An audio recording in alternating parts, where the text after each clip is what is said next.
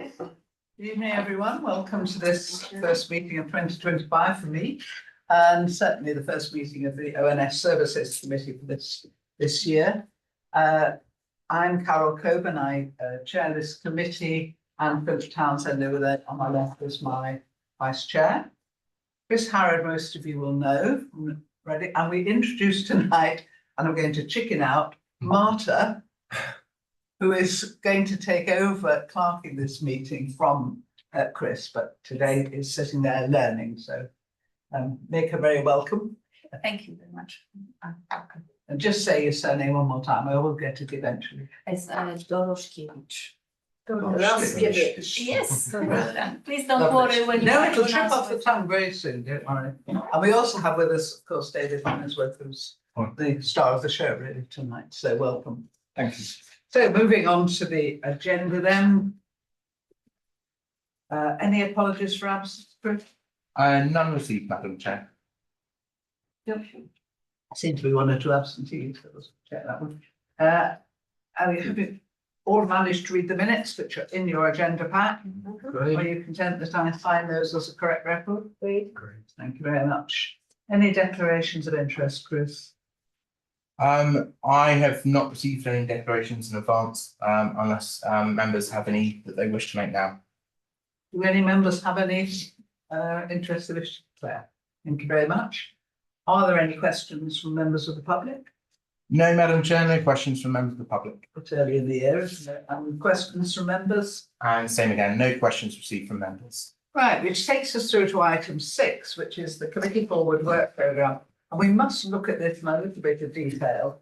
It was suggested we looked at the Executive Forward Programme, which I duly did, but I didn't see anything on there that we could really influence at this stage. Am I missing something? I looked as well. Yeah, it all looks, well, apart from anything else, the timescales are too short. Can we in some way, well, perhaps when Marta's bedded in a bit, really look ahead to what we want to put onto the programme? If you look at the forthcoming programme, it starts on page 11. Did we, let's just roll back to page 12. Did we actually get the numbers of empty properties within the borough? None that have come my way, Madam Chair. So I think clearly it's something we need to chase up on. Yeah. I just think going back to your comments relating to bit of work programming. I think actually what I'd value would be the opportunity to do some of that with the committee, and we can perhaps look at something a little bit longer reaching as we go forward. I think we need that. I mean, otherwise we're not really scrutinising with or having an overview. We're just literally commenting at the last minute, and it's, you know, it's not a very satisfactory process. Having said that, I mean, anytime anyone has something they want to put onto the programme, put it forward and we'll see whether it's suitable. The one thing I'm still worked up about is the local plan, spatial strategy, the new housing numbers and the NPPF. Now, I know we're supposed to be having an all-member briefing, but again, I do think this committee should have a little bit more in-depth look at what's going on in the executive working group on this. You know, again, it's going to be far too late for us to have any influence on it if we wait until we have everything decided. So I still think we need regular updates on the local plan, certainly on the spatial strategy. It's going to be crucial for the borough. You know, the housing land supply plummeted anyway before we had the new NPPF. Now we have those new numbers. I mean, we have next to no housing land supply, you know, if you put new numbers in, which means that the whole of the borough is up for grabs. And we do need to be aware of all of this. And we do need to be getting that local plan, or at least knowing where we're going to be going on this, because until we have a vague idea of the spatial strategy, vague idea of what we can actually build, where, we really, you know, are all just floating around in the dark, waiting for a disaster. Councillor Rubini.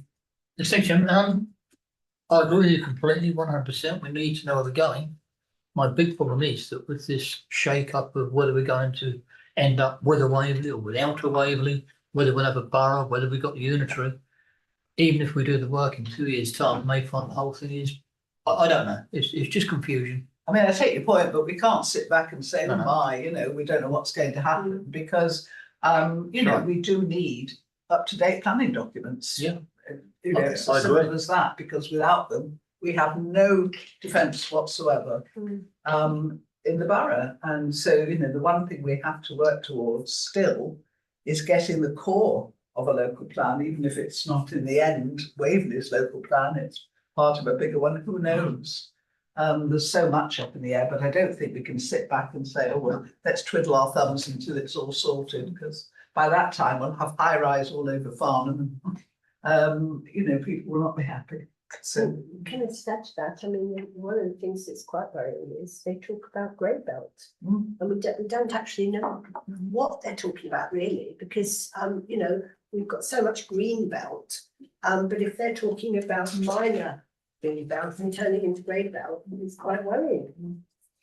we've always been able to allow us a suitable small amount of development on green belt, which technically is grey belt, because we just, said it wasn't performing its function. But you're right. I mean, all of this is just such a danger to us, and we need to be getting our ducks in a row, as a borough, even though there may be big changes ahead. So, does anybody have anything, David? Well, just Councillor Monroe. sort of a tangent, really. I mean, there's going to be a lot of work required by everybody as we move to a unitary or whatever it is. And that does look on the cards, seriously now.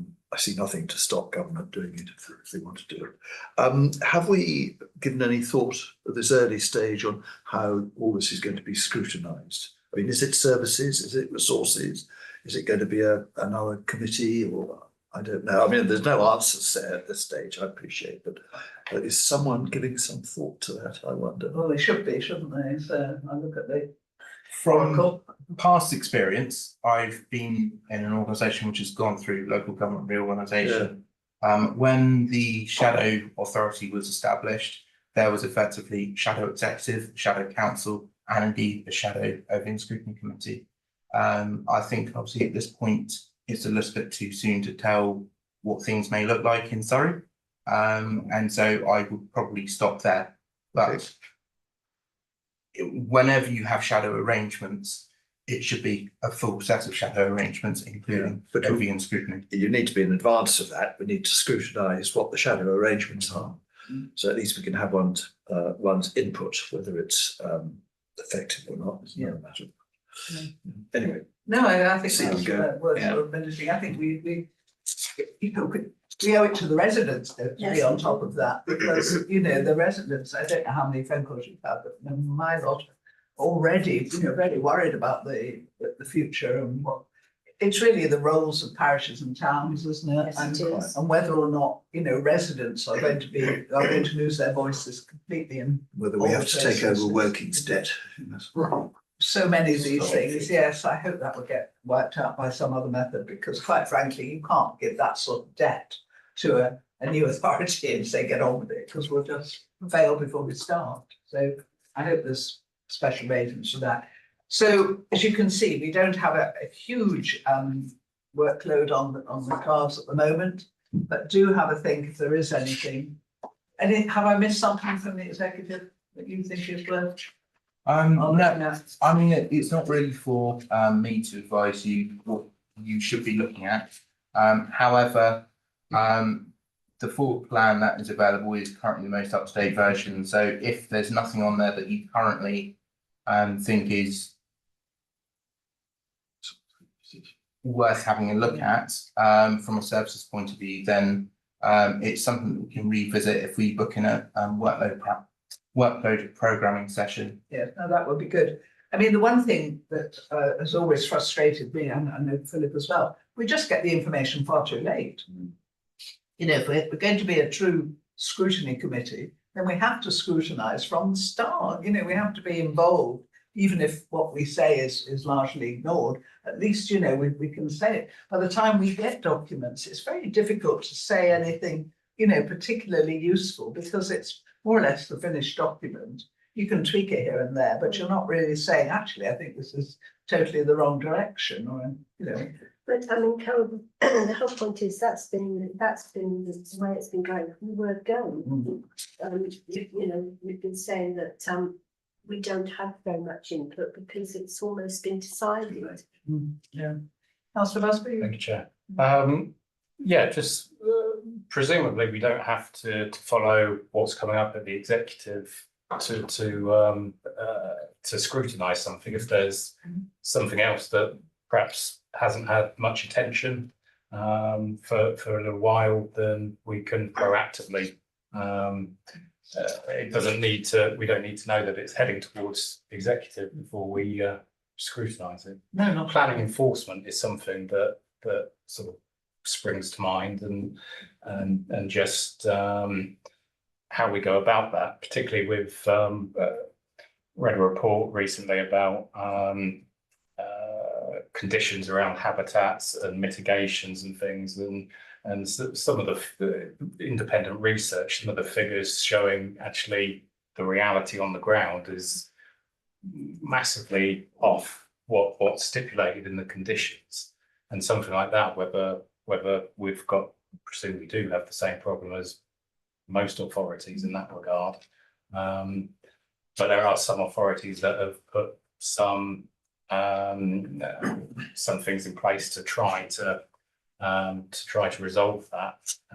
So, I mean, that's something I'd have to flesh out a little bit on email as an idea, but we don't have to sort of follow executive lead. No, we've just been bad at picking up items that we really want to look at in any depth, and that's what we've got to try and get. You know, we've all been here long enough now to understand what we can do. We are supposed to be the eyes and ears of the residents, this committee. So anything that is troubling our residents really ought to be brought up here, so that we can discuss it in as much detail as possible. And if there is a solution or a way we can improve the residents' lots, then we should be doing it. So yeah, so we'll have a session. Yeah, I think that probably be the best one, and really flesh this out and see if we can get a work programme that is not only satisfying from the committee's point of view, but actually makes a difference to the work of the council. Everyone agreed on that? So wait till it warms up a bit. Anything else on the forward work programme? No? In which case, shall we move on to the main item of tonight's meeting? Find it. The glasses on would help, and then we see the papers, which is the corporate antisocial behaviour policy. We have with us David Honorsworth. Are you going to introduce this before we debate it? Yes, okay, yeah. And thank you for inviting me along to talk about it. I note that my boss Sam is on the screen. I don't know whether she wants to say anything before I start talking, or whether you just want to let me carry on. You carry on, David. You're the man. You've got this. Thank you very much. So kind of. The confidence, there we are. I'm impressed, yeah. Right, okay, thank you. Yes, this item started off, as you said, as the corporate antisocial behaviour policy. As it's evolved into two separate policies that approach or look at the whole range of behaviours from nuisance up to antisocial behaviour. So, and we've split it into two policies, and I'll explain why it's gone into two policies as we go along. The first one, the community harm and antisocial behaviour policy, is deliberately named to show that we're committed to working with individuals and communities to tackle harm through a victim-centred approach. So this isn't just about looking at antisocial behaviour as an item that happens. It's about looking at those communities and people who are affected by it and making sure that we apply the right actions to it, working together with those people, working together with our partners. It's a new policy, and the reason I say it's a new policy, most of you will know that there is an ASB policy that exists for housing tenants, but this is a new policy which provides a corporate approach to how we deal with antisocial behaviour, regardless of where it comes from, regardless of who's dealing with it. So it's about all the services that deal with antisocial behaviour. It's not just our housing teams that deal with antisocial behaviour, environment and health do, community services do. So there's a range of different things that we do around antisocial behaviour. So the policy, the main things that the policy provides is for residents and visitors to Waverley, a clear understanding of the council's commitment to prevent and tackle ASB across different types of tenure, so all tenures, throughout business and in our public places and spaces. So it is, as I said, it covers the whole gambit. And how we will carry that out. So it actually details out how we're going to approach that. It provides staff, contractors and partners with a clear corporate structure backed with agreed processes and procedures, and providing common standards and accountability so that we can manage and deal with ASB regardless, as I said, of its origin or type. And then the third part is that it meets the requirements of our responsibilities and duties in relation to the Crime and Disorder Act 1998, where we work with partners to minimise and tackle crime and disorder in the area, as a landlord under the Antisocial Behaviour Act 2003 and the Regulated Social Housing Neighbourhood and Community Standard. So it fits with that. And under Environment Protection Act and other related acts that environmental health deal with. Policy works hand in hand with, so that's the antisocial behaviour policy as a starter for 10, if you like. The policy works hand in hand with the Good Neighbourhood Management Policy. So this is the second policy that I said that's come out of the work we've been doing, which is a new policy that addresses nuisance behaviours that do not amount to ASB, but still have an impact on individuals or communities. It provides commitment to work with residents to create good relationships within neighbourhoods and communities and to prevent nuisance behaviour escalating to ASB. So it is very much a partnership approach from the council partners and other stakeholders to actually try and get into areas where there are nuisance problems and actually deal with them before they become antisocial behaviour. Both policies are going to be supported by one place to record antisocial behaviour. At the moment, if you know anything about how it works, we record antisocial behaviour on the housing system, we record it on the environmental health system, we record it on spreadsheets, we record it on the back of fag packets. You know, it's one of those areas where we record it in all those sorts of different areas. And as the antisocial behaviour for the borough, I found it very difficult to actually understand what's going on. And I've had to create ways of actually recording it. This will allow us through our CRM system, which is where it starts with customer services, to actually record it in one place and actually have one way of recording it, one way of triaging it, one way of making sure it gets to the right place and gets dealt with. And I think that for me was very important. And there's also the advice and guidance that will go together in a corporate manual, which will detail the processes, procedures that people should follow to be able to carry out what is in the policy. And that's a bigger piece of work that will sit behind it. There'll also be a programme of awareness, skills and knowledge training for all staff that are involved in managing antisocial behaviour. And that will be appropriate to their roles as to what they're actually doing within dealing with antisocial behaviour. But there will also be an e-learning for everybody within the borough, so that at least they can see what antisocial behaviour is, how we deal with it. And again, that helps us with understanding how we can encourage people to report what's going on in the first place, so that we can understand what's going on in our borough, towns, parishes. Both policies support council strategic aims and objectives to be more inclusive borough, as it's outlined in Corporate Strategy 24 to 28. We're in the middle of the governance process at the moment. It's going to, you're obviously going to be seeing this tonight and debating it, asking me any questions, and hopefully I can answer them as we go through. It's also going to go to the Landlord Services Advisory Board in a couple of weeks' time, then on to executive, and Paul Follows has asked that it goes to full council to be debated at that level before we actually approve it. So we're probably looking at approval, bearing in mind how the different meetings work, around about the 25th of March. So there is plenty of time for us to tweak it, move it around, change it, whatever we want to do. Hopefully not too much work for me. Unfortunately, it's actually, I set out wanting to do a policy that would be much shorter than the one that was already in place, and I failed, totally failed. There is a lot that needed to go into it, and I do apologise for the amount of paperwork that I gave you to read before today's meeting. There will be a user-friendly public document that will go with it, which will be much, much shorter, but will give people the information they need to know how to report it, where to report it, what's going to happen, and how we're accountable. I think that's about it, actually. It is, it's interesting, you should say it's long. I found it very repetitive, and then I read the government documents that guided it, and then I thought, oh, well, I suppose it goes with the territory. I mean, it's extraordinary how you say the same thing more or less 6 times, you know, and you think, well, was it necessary? But then, as you say, you're following the principles of the main government. I think the main reason for that is if you read, very few people read a policy from start to finish. They'll try to find the bit that affects them.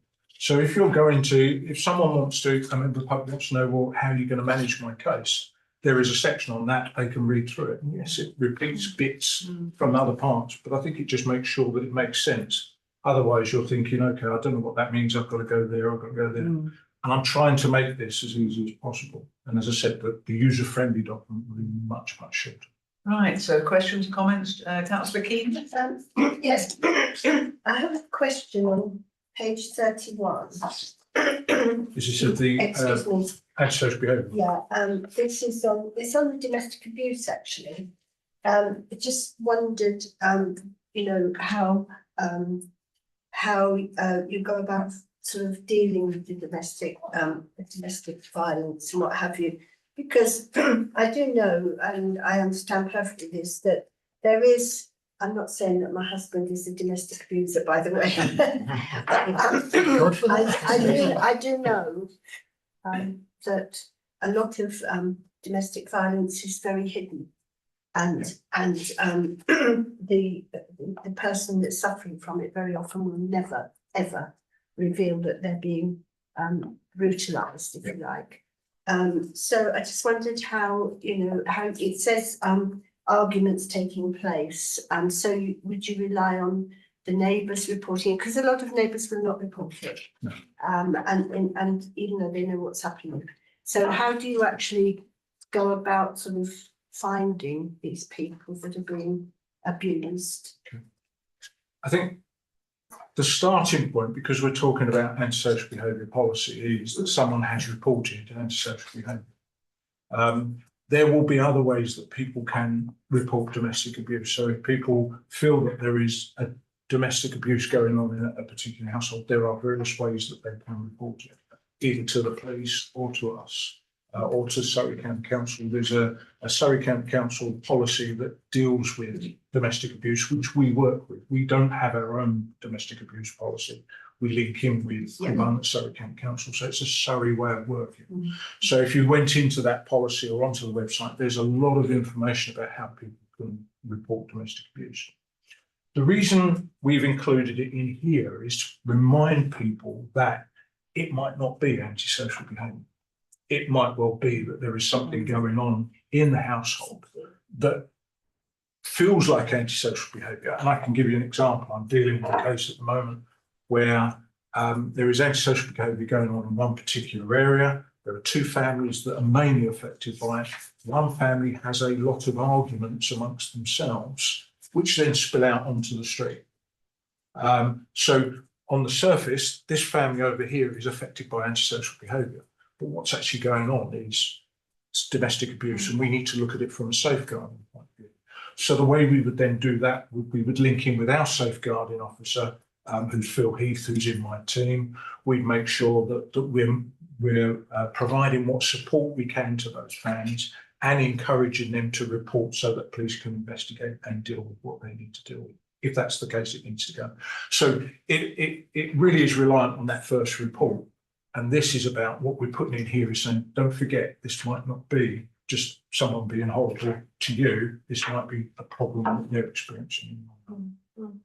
Thank you. You do distinguish very clearly between sort of what's a Yes. crime and, you know, what's antisocial. Perhaps we could go through it in a bit more Yeah. systematic way, otherwise I'm we'll sorry. pick up. No, it's very interesting, but should we start on page 29, page Can 5? I just ask, sorry, Yes, I sorry. did put my hand up. Can I just ask a question overall rather than specific? In as much as we're trying to do antisocial behaviour, and I'm not quite sure where some of the lines are. For example, I went to a crime commissioners meeting a month ago, and it's quite obvious in Hazen that the business community are extremely upset against the police and all sorts of people. Yeah. Now, we know it's shoplifting and it's a national problem. Does that come under your remit at all, or is that not antisocial behaviour? Because to me it is. That is, the people are going into shops, stealing, and if anybody tries to stop them, they get hurt or may get hurt potentially. They're getting away with a lot of goods. The police take too long to get there because they can't get them done to arrest. So there's a lot of problems in that building, a lot of unrest. The main issue there is the theft, is the crime that's going on. So in that case, and again, this comes back to how you work in partnership, the police will take the lead on that because majority of the issues are going to be around crime and the area they need to work on. And they will then, and I was at that meeting. Oh, sorry. So no, I didn't see it, sorry. No, I was at the back watching. So yeah, I'm very aware of what would happen there is the police would take the lead. What I would do, and what we've got that sits behind that, you're probably aware, is Joint Action Group. Joint Action Group is a partnership meeting where a lot of different partners come together and we discuss areas that are of a particular problem. Now, that could be brought, Hazelmere could be brought to that meeting and we could actually discuss what's going on in Hazelmere for that particular thing and who can bring different tools to actually resolve the problem. The majority of the tools on that one is going to be the police, but there may well be things we can do from a borough point of view around communication, around working with the bids. I know bids isn't in Hazelmere, and that was another discussion that came out of it. But you can have something similar around how you can share information amongst the businesses. So it's actually taking a different view as to how you would deal with that antisocial behaviour. Because you're right, it is antisocial behaviour. But certainly we would work together as a partnership to come up with the best way. That hasn't actually come into JAG, but there's no reason why it couldn't, if that was the right thing to do. I think at the moment, it's about getting the policing right and getting those authority figures right in the area so that people don't feel that Hazelmere is a soft touch. They do. Well, you were there. Yeah, and I was very aware of the discussions that were going on. I mean, can we get it into the JAG? I mean, I used to be part of the JAG, so I know it works, but who would nominate it? It would be the police that would nominate that particular one. But again, there's no reason why we couldn't put it in there as a discussion item and see what comes out of it. Perhaps I could ask you to put it in the discussion item, or at least. I've got it. Thank you. Good man. Thank you for that. Obviously, you know my reason because I'm local councillor. Yeah, no, I get that. Thank you. Certainly, you know, as a sort of long-standing, don't say old councillor. I mean, when I was first on the council, it was bins and planning, and you know, very, very little antisocial behaviour. Now, I mean, I get more calls, I would say, on antisocial behaviour of all sorts than, well, certainly as many as I do on planning and bins and the other things. You know, it is a growing issue, and you know what you define in here. You know, what is antisocial behaviour? I'd like to look at that in a bit more detail because, you know, it's the persistent low level behaviour is sometimes so destructive to the person who's receiving it, even though, you know, on the surface it doesn't seem to be particularly sort of problematic. So, you know, I mean, it's one of these things that really can I just go back to the beginning, because I'm going to have a little gripe, which I have every meeting and does absolutely no good at all. But I do object to lists of people that we're not going to discriminate against. I always have. I think it's pointless. I mean, you haven't got nuns in there. Does that mean we do discriminate against nuns? I go to the planning inquiries and the KCs are on this like a shot. You know, anything missing, therefore the opposite's true. I would much rather have something bolder at the beginning of this. I really would. And I was just scribbling down while I was reading it. And I'm not suggesting these are the wording, but to me, no resident should feel uneasy in their homes, nor should residents or visitors be fearful walking our streets or crossing our public spaces as a result of ASB. And I just feel, you know, that's what we should be saying, something absolutely like that, rather than we want them to live their lives well, regardless of a whole list of things. I just find it, I don't know, unsatisfactory in terms of a presentation. And I think we should be much bolder. Well, what is the point of listing these people that we're not, you know, we're not going to, I don't get it. You know, everyone gets treated the same. Yeah, that's okay. I have to, sorry, No, I have to say, you know, when we're looking at harm and antisocial behaviour in Waverley, then we are looking at all of our residents, regardless of, you know, regardless of orientation and all sorts. But it's, yeah, I do agree with you. I mean, it's but I think this is the way it's going. Yeah, I feel better having said it. No, thank you. I can understand it, but you're going to tell me that it's part of the corporate plan. We've got a great long list there, which I queried. So Thank you for sharing that. If you want to share that, what you've just written down with me after, I didn't write it, obviously, but if you want to share that with me, the reason those particular labels are in there is because they mirror the protected characteristics in the Equality Act. And it is just about, again, tying it in with saying we're going to work within the Equality Act. So it could actually say that. But then someone will say, well, what does that mean? Somebody's been left out. Yeah, and yeah, I feel sorry for nuns, but I'm really. Councillor Monroe. Yeah, it's a question of principle, really. I'm just having a look at the our corporate strategic plan, which we all approved quite recently. And actually, it's very low down in the pecking order, I think, this business. And it's only under outcome of Waverley benefits from its collaboration with Guildford Borough Council and other strategic partners. That's where it comes. And some of the ways we will achieve this outcome, one bullet point, deliver the safer Waverley partnership and action plan which manages antisocial behaviour and serious neighbourhood disputes. And that's quite sort of minimalist. So why are we going beyond our strategic plan? I think there's a bit of mission creep here. I'm not saying I disagree with it, because I've had experience of antisocial behaviour. It is important, but there's a danger that Waverley will actually fill a vacuum, which actually should be occupied, I think, by other people. And David said we had to have. Oh, There are responsibilities. There are certain responsibilities. I absolutely accept that, especially because we're a social housing landlord. But I think this is, and it's not necessarily a bad thing, but I think we ought to be aware that we're doing it. And if we are taking on a more effective role in generally antisocial behaviour and the more low-level behaviour, which personally I think we should, then we ought to give some thought to actually how we're going to do it. Otherwise, it will just gather dust. And there are many, and I include myself in it, who thinks that the Safer Waverley Partnership, it talks a great talk, but actually it does not have as many teeth as it could, partly because it's not been resourced properly. So if we're going to do all this, as I say, I think we should consider it, then we need to talk resourcing in a much more serious way. And that's, David, I'm sure, David, you would love to have. You won't argue with that. I've never argued with more people to do things. I'd be wrong. I think that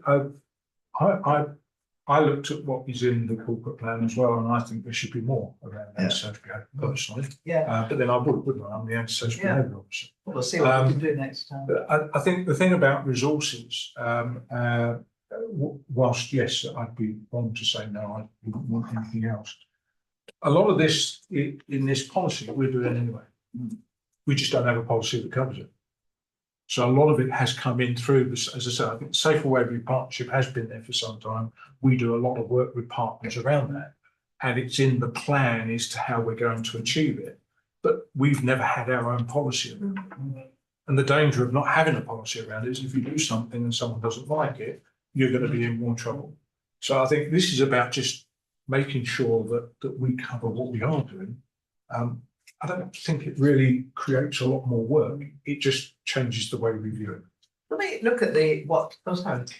How reliant are we though on our partners? Because we can do a shed load of work and get a lot of feedback in, but if our partners then don't pick up and actually deal with it, and John was talking about the police down in Hazelmere, you know, that might be affecting us all. And if they won't go and actually act upon these in a prompt style, we're doing a load of work, and you know, it's just falling on the wayside.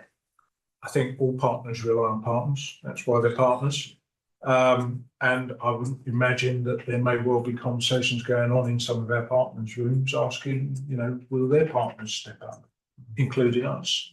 And I think it's about building that relationship. I've been here a year. I've built a relationship with the police that wasn't here before in terms of how we were dealing with antisocial behaviour, and we're beginning to see the benefits of that. The housing team is working much more closely with the police, and that's because we're now recognising how we can work together through this sort of thing. So I get it, yeah. I mean, you're expressing the same frustrations I would have sometimes around, well, why didn't that happen? Why didn't somebody do that? But unfortunately, that's how partnership works, and we have to rely on each other to actually step up and work together. Can we look at what's antisocial behaviour and what's not? You know, as put out on page 32, 33, 89, depending on which copy you sort of 8 and 9 of the policy, but 13 to 33 of our act. Because this is you made clear at the beginning for the whole all our residents, regardless of where they live. And one of the things that I have complaints about is light. Yeah, me too. And light doesn't seem to come anywhere in here, unless I've missed it. And it's all to do with what people now do in their gardens that they used not to do, and certainly not till midnight.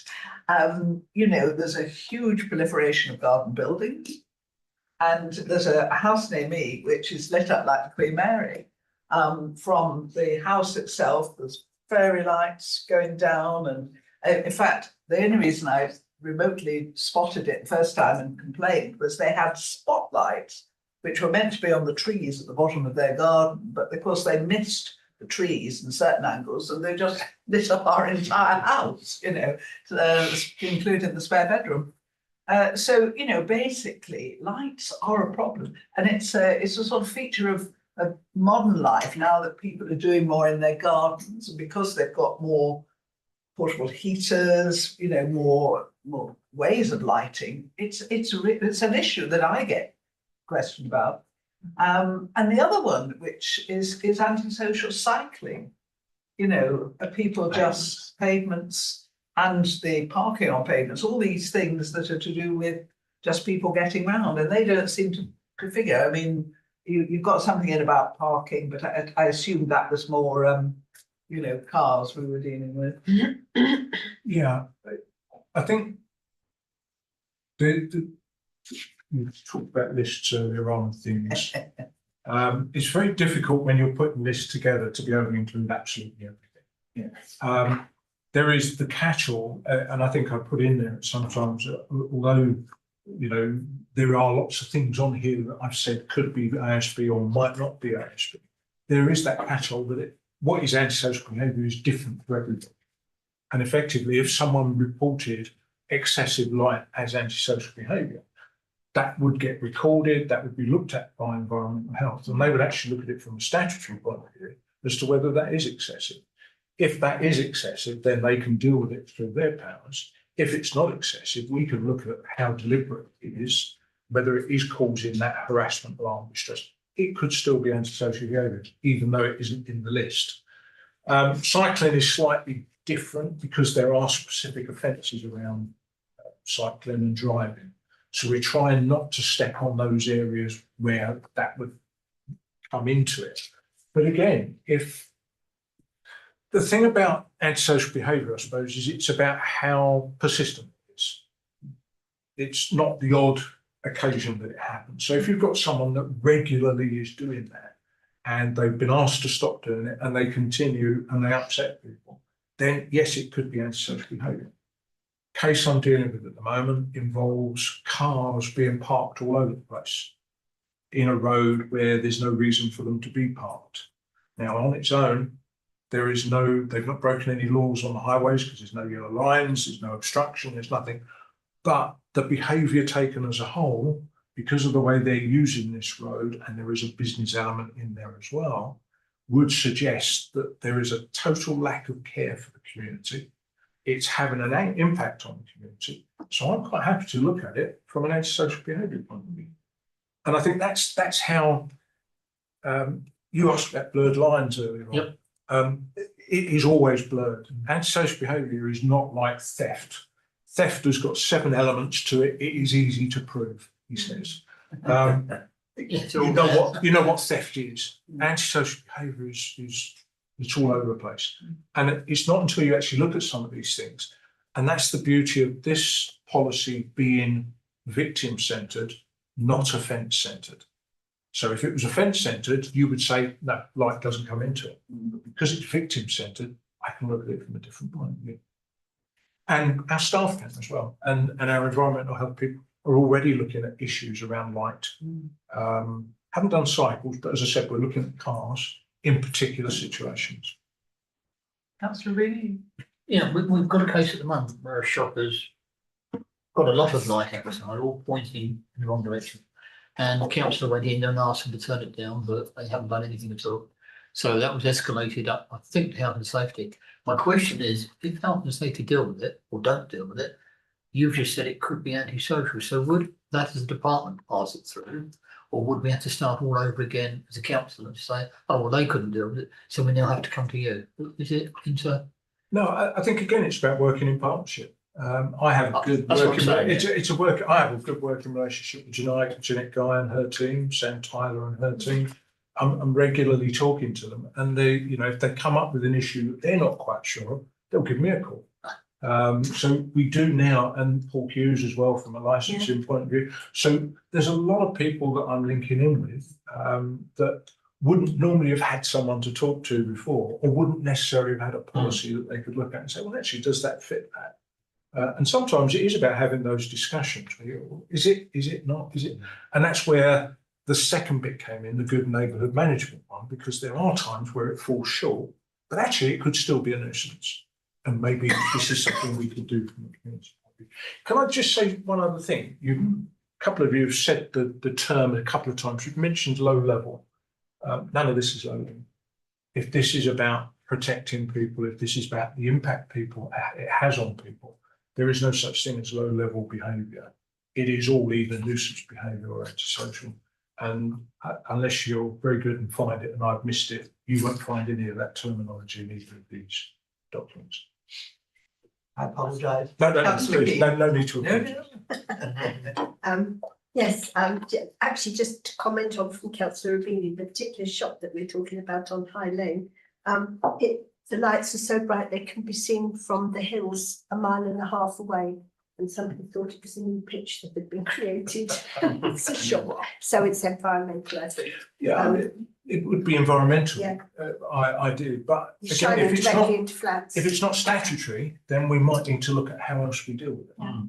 Anyway, so just to make you aware of that. But one of the things that I was looking at, which is on page 32, which is something that is not considered as social behaviour, but I think it should be considered. Yeah.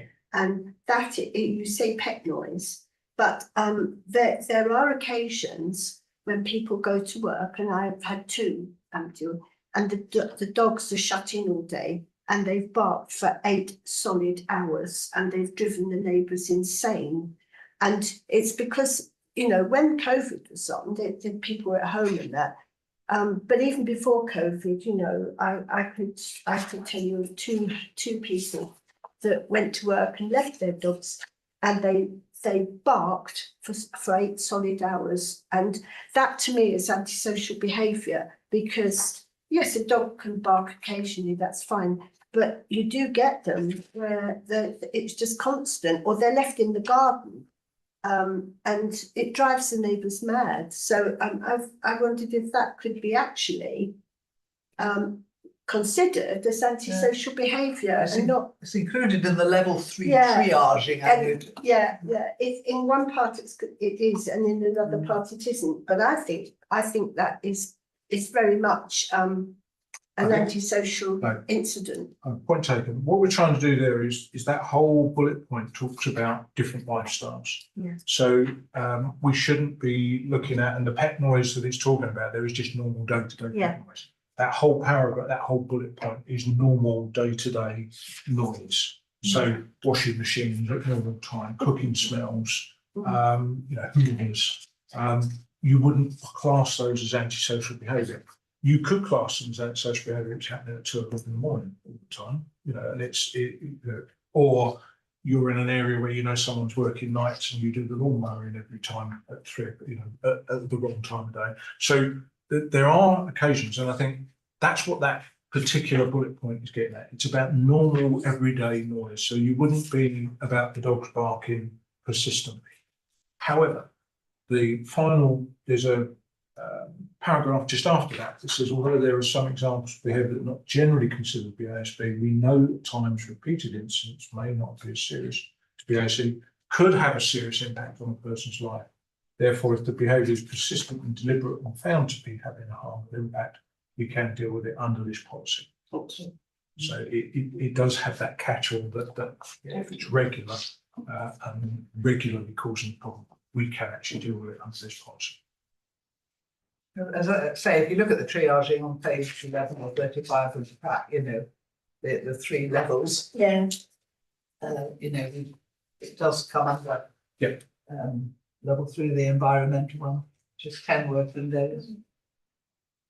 Also under level 2, where it's the sustained animal related nuisance.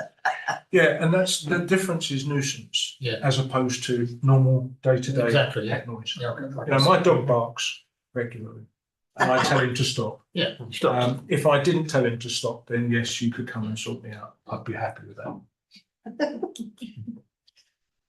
Does anybody else have any? Oh, sorry, That's all right, I'm just not quite sure. Page 11, have we got there? Page 11? Yeah. Okay, I'm just a little bit concerned about the difference between personal serious and hate raising incidents and the persistent nuisance. Drugs, I find that as a level 2 is too low. I personally put that in level 1.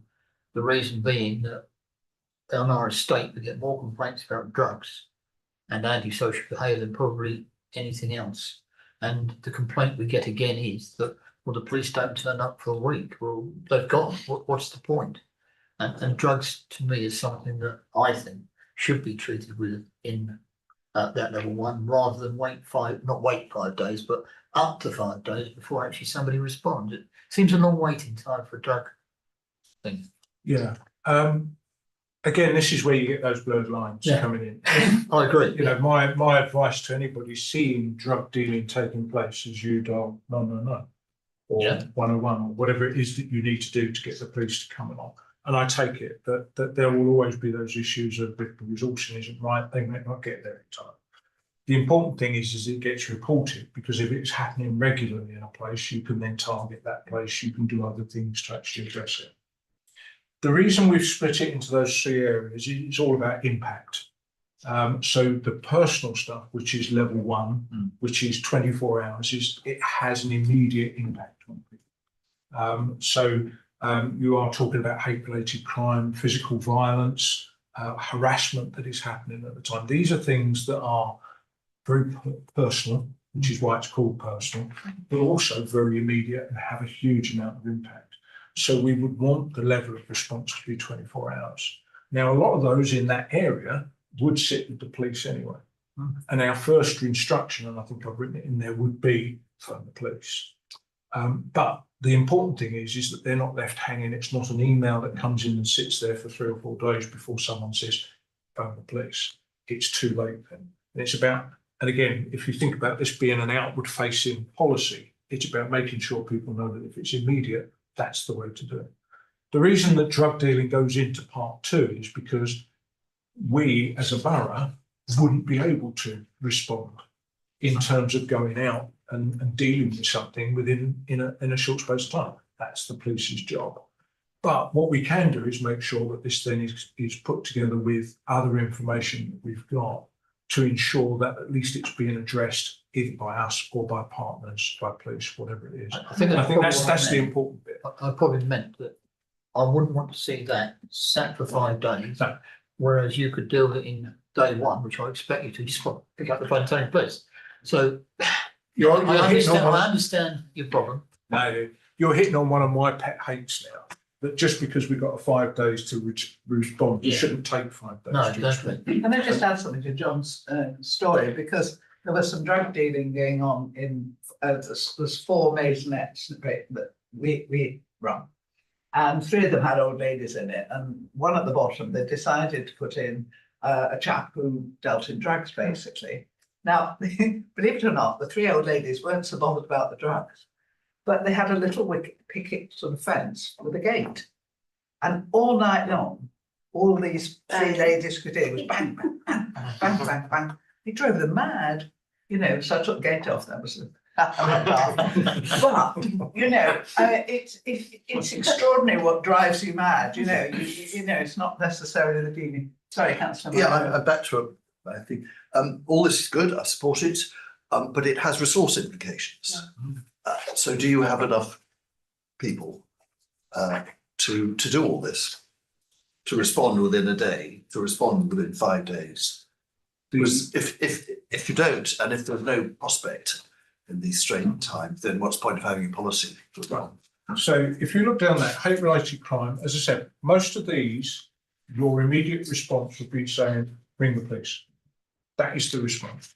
When you look down here, the one that would affect us the most would be around graffiti, offensive graffiti, which we already have a 24-hour turnaround. So what I've tried to do here is put together, as I said, this is partnership as well as just the borough.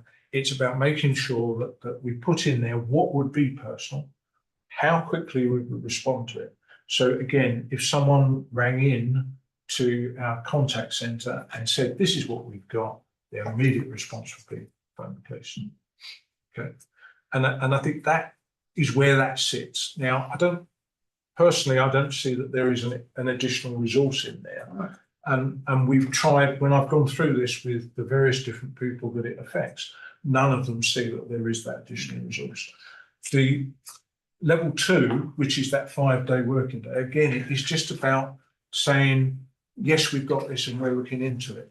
It's not about putting additional resources in to say, well, we're going to do something in days. It's about making sure that you respond and you know that you've got that and you can start working on it.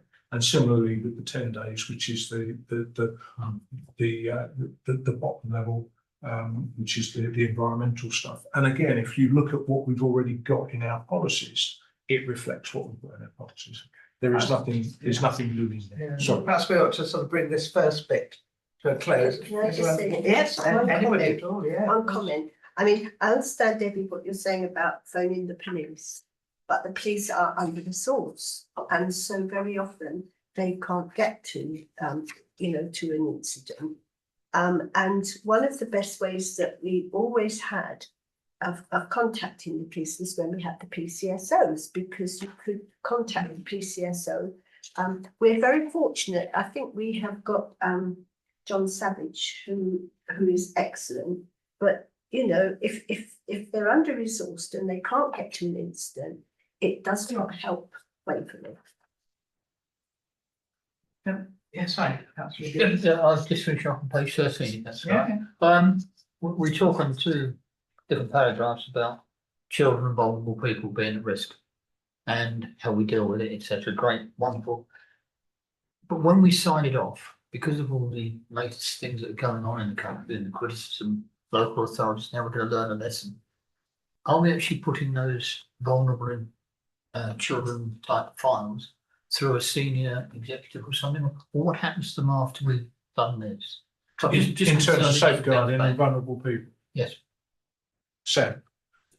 Welcome, Sam. There's your executive. Hi, everyone. Yes, thank you for that. You're absolutely right. There's a couple of points, if I may, that I'd also like to come back on. In terms of the safeguarding counsellor, it does stay at an executive level, so we monitor it for at least 6 months when there is a high risk situation. And you're right, that has come from global council learning, as it were, because it's not just about reporting it, it's about once you've reported it, how you are still looking after it, because it doesn't necessarily disappear overnight. So we're confident in that safeguarding process. But what I would really like to come back to through that point, as well as what David has kindly said, and linking into Councillor Monroe and Councillor Townsend, David's very, very polite. As you know, I'm not. And one of David's greatest strengths, and I don't mind saying it whilst he's here, is that he's very good at holding partners to account. And that is a key element of this job, because you're absolutely right. It's not all us. And I'm not saying that in a wash my hands way, but in a sense of to understand our role within that. And we have to be very, very honest that the police, neighbourhood policing is not the number one priority at the moment. And that is the bottom line. If there's any other issues that need to be dealt with, the neighbourhood teams are the ones that they go to for the resources, and hence that will naturally mean that, as you've rightly said, many of you, that these issues step back. But where we come in as the coordinator, if you like, or as the statutory partner in this, is we don't let it stand back for too long. And that's where David's really good. He will say, and the same with Phil Heath, the same with Eve Budd in different fields, hang on a minute, we've been waiting for this for 2 weeks now, this isn't good enough. And sometimes it can be quite a ruck. We're not, we're not necessarily liked all the time. It can be quite punchy. But that is the role of us, is to hold our partners, to work with them, as David rightly says, but to hold ourselves and our partners to account for the people that we're here to actually serve. And it's not their fault that we don't have resources. But you're absolutely right to acknowledge that there aren't resources. And therefore, with that, are realities. And I think what David's policy is also doing, and I think we're probably going to go on to this, Chair, as you rightly say, it's so important in this environment that we get our stuff right. So if we've got people who are tenants and we're not dealing with it through housing, that's not good enough. And again, David is there to push that through. But sometimes it can't only be dealt with through a tenancy. And we don't want partners to just think that's the easy route, which has happened in the past. If you're a tenant, oh, that's the council's problem. No, not necessarily. And that's why we've got a little team of Rockvilers. And I take full responsibility for encouraging the Rockvilers, because it's really important for our residents to understand that we are working in partnership and we are dependent on each other.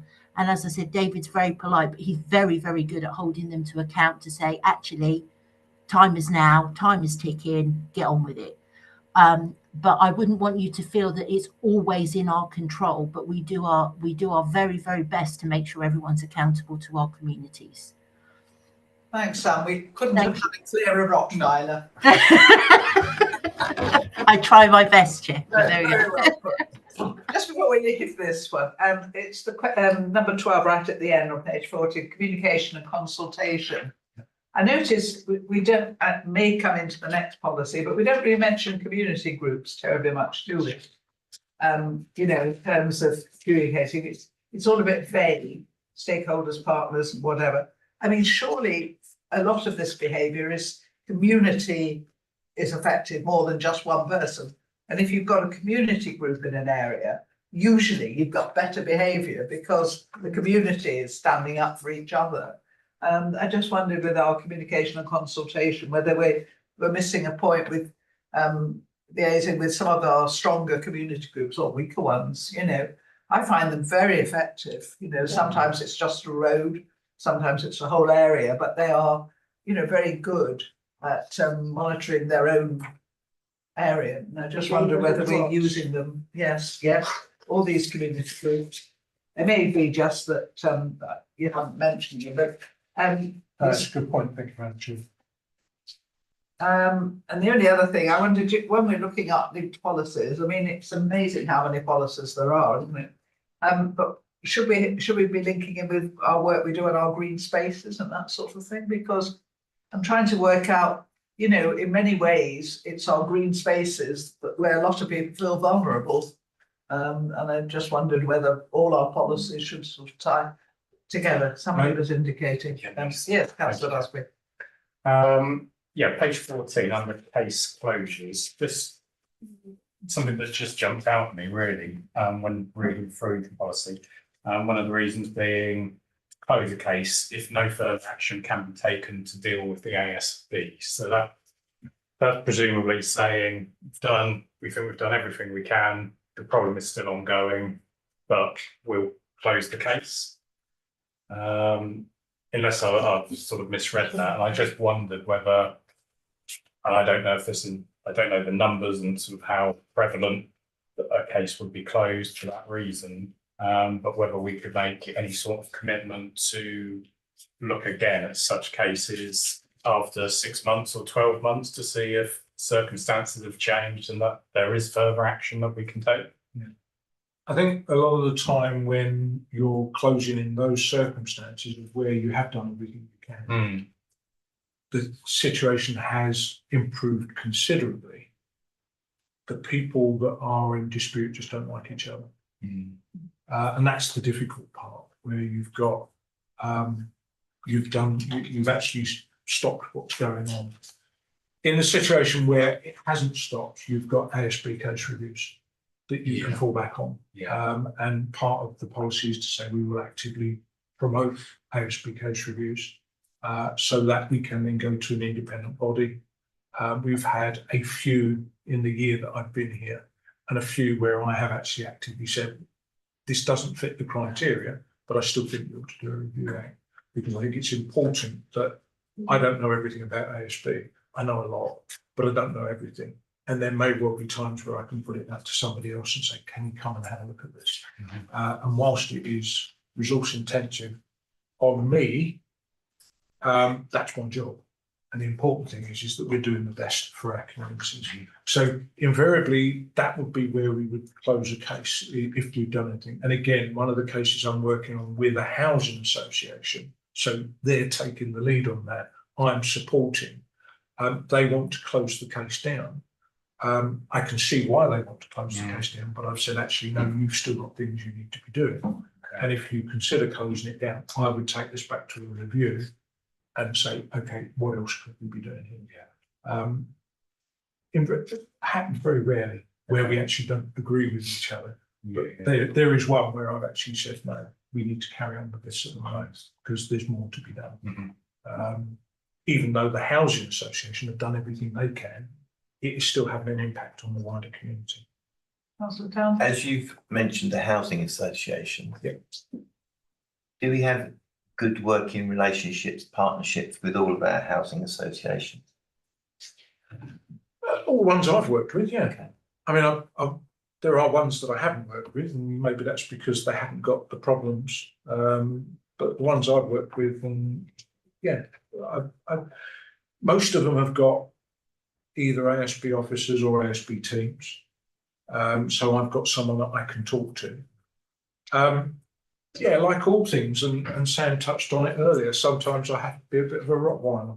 A very polite Rottweiler.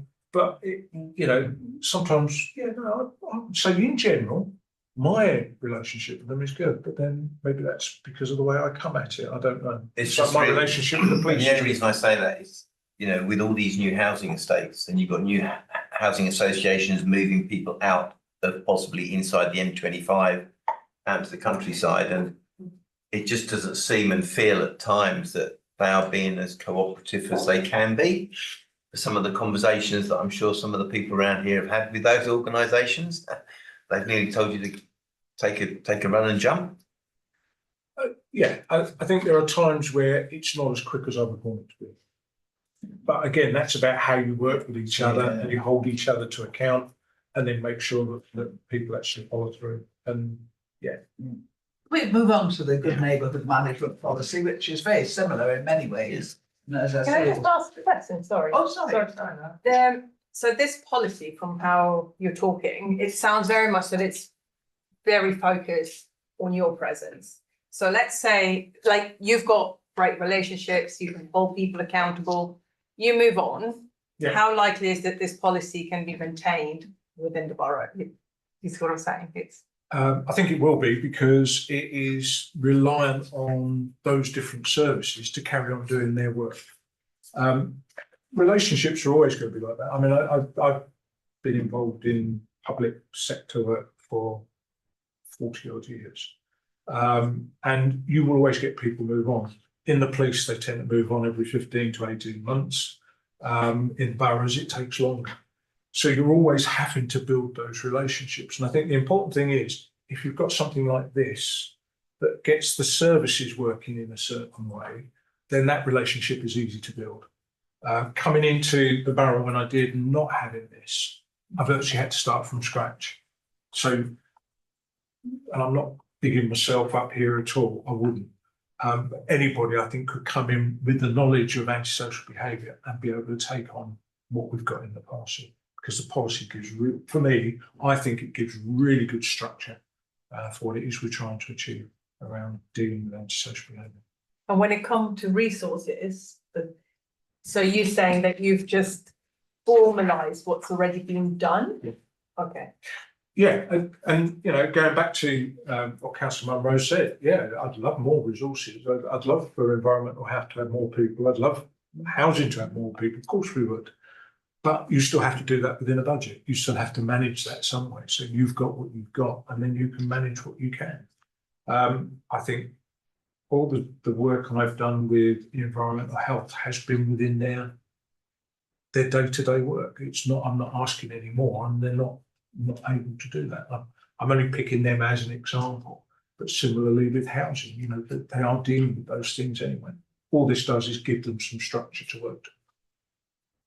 Look, I mean, the subtle difference presumably between the good neighbourhood management policy and the name rights, the community harm and antisocial behaviour policy. Yeah. I mean, they work together presumably. Yeah. And am I right in thinking the second one is more about sort of getting people involved? I mean, making society better.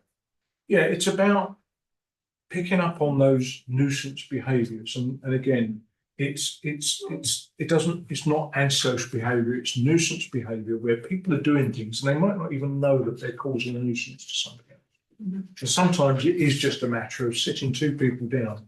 A lot of the work around good neighbourhood management will be around mediation and those sort of things to actually, and neighbourhood agreements. So you could actually, rather than just concentrate on a couple of people, you can actually have an agreement for the whole neighbourhood.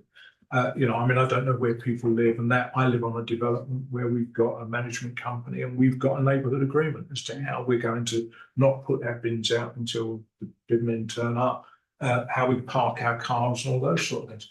That's the sort of thing this is aimed at, Yeah. where it doesn't exist at the moment. And a Brings lot- me back to the community groups and all the other Yeah, groups that that's run right, yeah. these And that's places. where that would sit more in. Can I just ask a question, because I spent the afternoon trying to find the answer to it. It says, we will also seek out examples of innovative approaches which have proved successful elsewhere and explore if they can be replicated or adapted in our borough. Yeah. I couldn't find a single one. Where were you looking? Sorry. Well, I was just trying to find Right, yeah. innovative approaches to antisocial behaviour. I was trying to get an example because we would all like to live in a better society. And I don't think there's any doubt that society is ruder than it's been for, you know, slightly more aggressive than it used to be. I remember in planning, people would come in for a small extension and they would have spoken to all their neighbours and we would give them permission for perhaps a chalet bungalow, but for no more. Now they whack in the biggest thing you've ever seen in your life and say, to my right. So basically, Yeah. we're trying to turn that round. Okay, so there within Surrey there is a partnership, an antisocial behaviour partnership, effectively that's run by the county or managed by the county. All of the antisocial behaviour officers, all the community safety officers meet on a regular basis, and we will talk through from time to time different cases. So that's the formal bit. We've also got informal links. So I'm regularly talking to colleagues at Guildford, obviously through the collaboration, but I'm also talking to colleagues at Woking because I know them from a past life, Addlestone because I know them from a past life. So it's about understanding where you can find those people and say, look, I've got this problem, what do you think? And sometimes it is as organic as that. There is also good practice that you can get through groups like ASB Help. There's another group called Green and Burton, or Burton and Green, no, it's Green and Burton. These are national organisations that are specialists in antisocial behaviour, and they collect all of this information together, and you can actually go there and say, look, I've got this problem. You've got a repository of ideas, what could we try?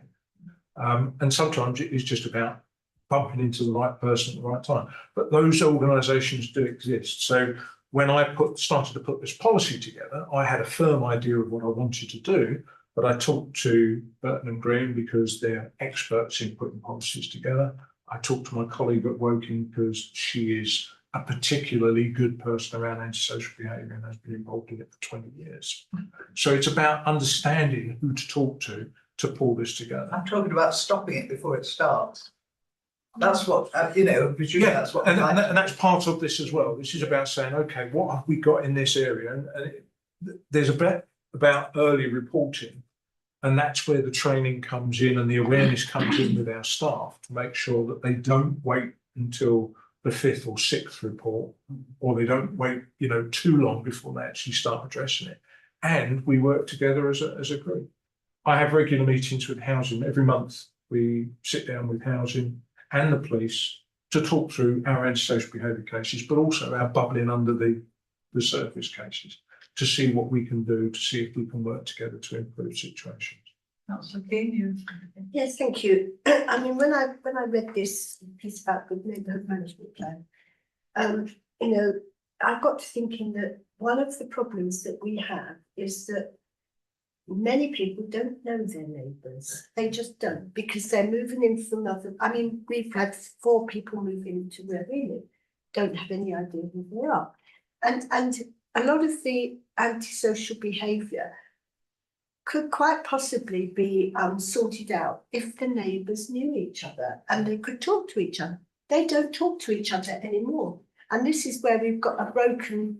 Almost like a broken society in that sense, because there is no neighbourhood unity anymore. And I think that is possibly quite a big cause of antisocial behaviour. If somebody gets their lawnmower out at 8 o'clock on the Sunday morning, now, if the neighbour went round there and said, could you please not, you know, could you think about that maybe an hour or so later, we want to have a bit of a lay-in. They can't do that anymore. And I think it's really sad. And I think this is where a lot of the antisocial behaviour stems from. People just don't know each other.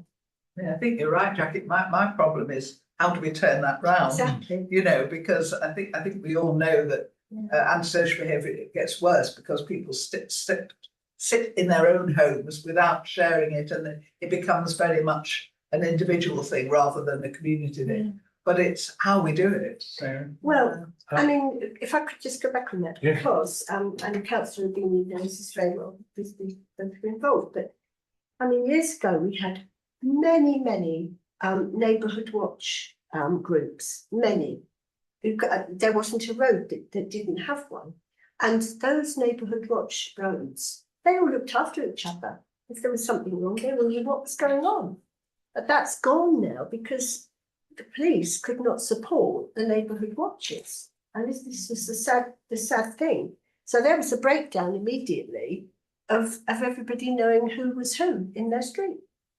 So that's been slightly replaced, hasn't it, by WhatsApp groups, I'm told. well, yeah. There's different ways of Yeah. doing But I it. mean, for the older generation, I'm talking that they would not have WhatsApp groups. I'm in a WhatsApp. Well, so am I. But, so am I. Yes, but I mean, quite a few. I'm thinking of those people that don't use computers or maybe don't do that sort of thing, so they wouldn't know what's going on. I do take your point, and I think not a direct answer, but there is something around how we communicate this out to make sure that people know it's there, that they know that they can talk to us about those problems that aren't antisocial behaviour, but are impacting on them, and then how we can actually work together with them. And you mentioned PCSOs earlier on. We still have a lot of work that we do with PCSOs. If it's a housing area for our people, they will work together with the PCSO to do door knocks and actually talk to people to actually get Very that. good. So it does happen. But you're right, it's how you turn that around is just about communicating these things out. Councillor Rubini? Yeah, I was just going to say that WhatsApp group, I've got about 40. And if I turn my back for an hour and a half, I then get 38, 40 messages. My problem is I haven't got a clue who they are. I've never met them before. So when you talk about WhatsApp, my problem is that if you talk about Neighbourhood Watch, you have a room full of people who know each other. But if you were talking about WhatsApp groups on computers, that's the modern way of doing it, but it doesn't mean you know them. You've never met them before. It's just a little picture, if you're lucky, on a WhatsApp message and half a telephone number. That's all you get. It's great for messages, but it's not a community project, as I look at it. It's just a messaging system.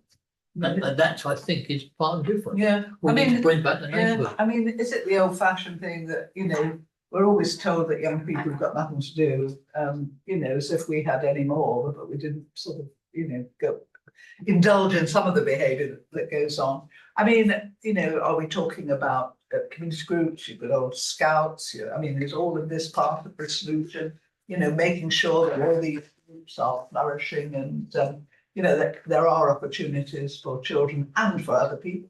I mean, when we did that loneliness thing in the housing department, it was fascinating when the people actually came out and had a cup of coffee and chatted. And I said, well, you can do this on a daily basis, pop down to your local church and have a cup of coffee, or your local, maltings or place. It doesn't have to be linked to anything, and just talk, But I mean, how we get this is what you were saying about communication, is how you get this out, because we've got these little enclaves of people who are suffering at the hands of others in different degrees, and they're suffering in silence, really, simply because the neighbourhood, the community isn't the strong sort of unit that it once was. And presumably that's what we would like to, in our wildest dreams, like to end up with. Yeah, it's one of those. It's going to be a slow burner, but I think once you've got something like this to work from, you can actually go out there and start promoting the idea of Neighbourhood Watch. And you're right, the police used to do that quite regularly. The resourcing issues meant that it stopped, and the Neighbourhood Watches went on to a certain extent.